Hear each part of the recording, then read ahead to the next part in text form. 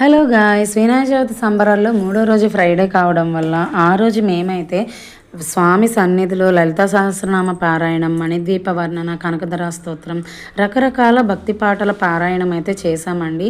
చాలాసేపు చాలా బాగా పారాయణం అయితే చేయడం జరిగింది. అండ్ ఇలాగా తాంబూలాలు అవి ఇవ్వడం కూడా మార్నింగ్ టైంలో అయితే జరిగింది.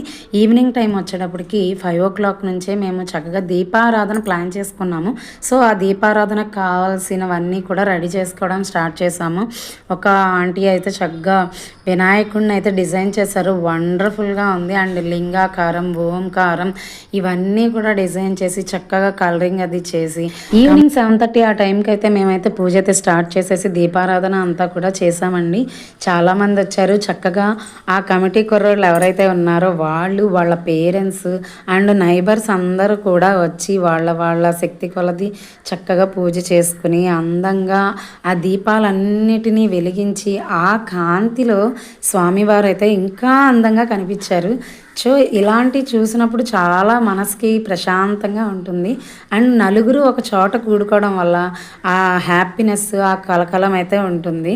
అండ్ 4th డే వచ్చేటప్పటికి మా వీధిలో స్క్రీన్ వేసి స్వామివారి మూవీ అయితే ప్రజెంట్ చేయడం అయితే జరిగింది. చాలామంది పిల్లలు చాలా ఎగ్జైటింగ్గా అయితే మూవీ అయితే వాచ్ చేశారు. అండ్ పెద్దలందరూ కూడా మూవీ అయ్యేదాకా కూడా అక్కడే ఉన్నారు.